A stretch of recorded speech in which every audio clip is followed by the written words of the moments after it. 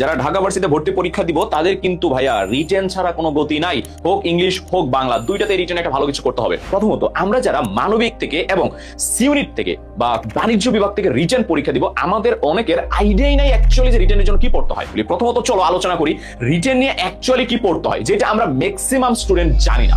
খালি ভাবি written written written. আমি যদি বি ইউনিট নিয়ে কথা বলি বা মানবিককে নিয়ে কথা বলি, মানবিকের যারা ভাইয়া, মানবিকের আপনাদের রিটেনে ভালো করার জন্য প্রথম যে জিনিসটা লাগবে সেটা হচ্ছে প্যারাগ্রাফ। প্রত্যেক বছর একটা করে প্যারাগ্রাফ থাকছে, একটা করে প্যারাগ্রাফ কমন মাস্ট বি থাকছে। তাহলে খেয়াল করবো প্রথমত হচ্ছে প্যারাগ্রাফ। এখন এই প্যারাগ্রাফটা পারবো কি করে? এখন এই প্যারাগ্রাফটা পারার জন্য আপনাকে ফ্রি হ্যান্ড রাইটিং এ দক্ষ হইতে হবে।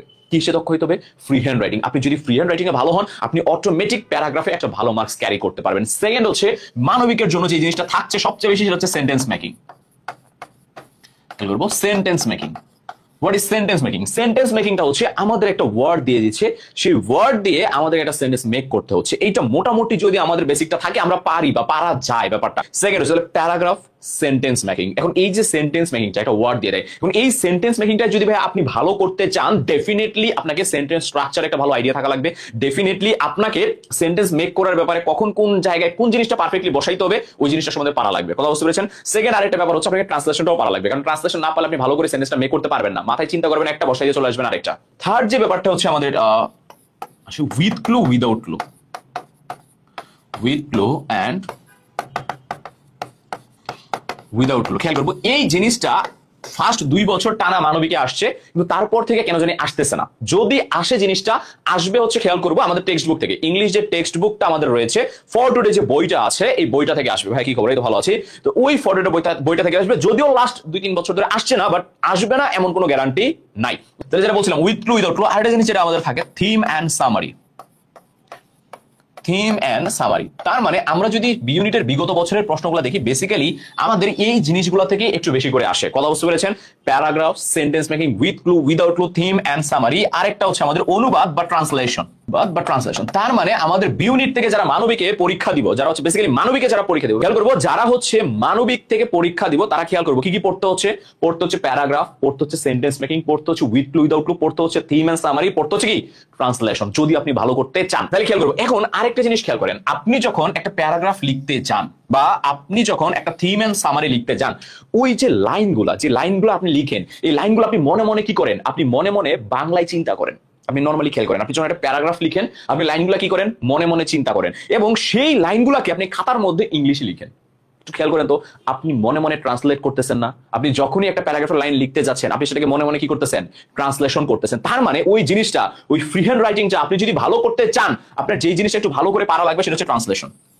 আবার বলছি, যে জিনিসটা ভালো করে পারা লাগবে তার নাম হচ্ছে ট্রান্সলেশন। আপনি যদি ট্রান্সলেশনটা ভালো করে করতে পারেন, একটু যদি ভালো করে আইডিয়া পান, আপনি এই জিনিসগুলো ইজি হবে আপনার জন্য। আপনি কিছু কঠিন সেন্টেন্স মেক করতে পারবেন, কিছু কমপ্লেক্স ক্রিটিক্যাল সেন্টেন্স আপনি মেক করতে পারবেন, যেগুলো টিচারকে অ্যাট্রাক্ট করবে। আবারও বলছি, তার মানে আপনাকে ট্রান্সলেশনে খুব ভালোভাবে কি হইতে হবে? দক্ষ হইতে হবে, যদি আপনি ফ্রি হ্যান্ড রাইটিং এ ভালো করে কি হইতে চান? দক্ষ হইতে চান।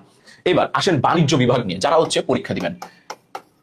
বাণিজ্য বিভাগে আপনারা যদি রিটেনে ভালো করতে চান, আপনাদের মোস্ট ইম্পর্টেন্ট যেটা জিনিস হচ্ছে সেটা হচ্ছে ট্রান্সলেশন। প্রত্যেক বছরই থাকছে, প্রত্যেক বছরই আসতেছে, প্রত্যেক বছরই আপনাকে আনসার করতে হচ্ছে। তার মানে যারা বাণিজ্য বিভাগ থেকে এবার ভর্তি পরীক্ষা দিব, আপনাদের মোস্ট ইম্পর্টেন্ট জিনিস কোনটা?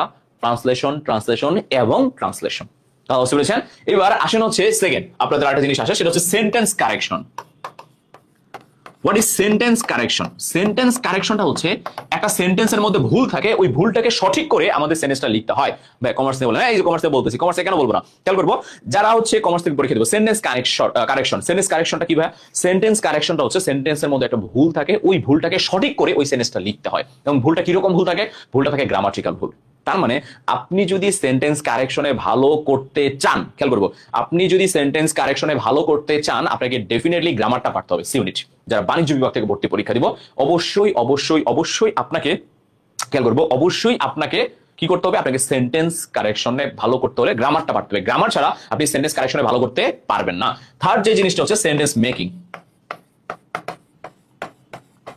খেয়াল করবো সেন্টেন্স মেকিং, বি ইউনিটের মতো করে একটা ওয়ার্ড থাকবে, সেই ওয়ার্ডটা দিয়ে আপনাকে একটা কি করতে হবে? একটা সেন্টেন্স মেক করতে হবে। খেয়াল করবো একটা সেন্টেন্স মেক করতে হবে, যে কোনো একটা ওয়ার্ড থাকবে। কত স্পেশাল এটা পারার জন্য সেন্টেন্স স্ট্রাকচারে দক্ষ থাকা লাগে। সেন্টেন্স স্ট্রাকচারটা যদি ধরতে পারেন, যদি ভালো করে বুঝতে পারেন যে আসলে এইভাবে সেন্টেন্সটা মেক করতে হয়, তখন আপনি অটোমেটিক সেন্টেন্স স্ট্রাকচারটা পেরে যাবেন বা সেন্টেন্স মেকিংটা পেরে যাবেন। তারপরে যে জিনিসটা হচ্ছে সেটা হচ্ছে প্রেসিস। প্রেসিস কি? প্রেসিস হচ্ছে আপনাকে ওয়ান কাইন্ড অফ সামারির মতো, আপনাকে একটা টপিক দিবে, ওই টপিক সম্বন্ধে আপনাকে একটা মূল ভাব লিখতে হবে। আমাদের বাণিজ্য বিভাগে কি পড়তে হচ্ছে? Translation, sentence correction, sentence making, precis. আমাদের মানবিকের জন্য পড়তে হচ্ছে paragraph, sentence making, with clue, without clue, theme and translation. এবং যেইটা আমি বললাম যে আপনি যদি ফ্রি হ্যান্ড রাইটিং এ নিজেকে দক্ষ করতে চান, নিজেকে ভালো কিছু করতে চান, তাহলে অবশ্যই আপনাকে ট্রান্সলেশনটা ভালো করে পড়তে হবে।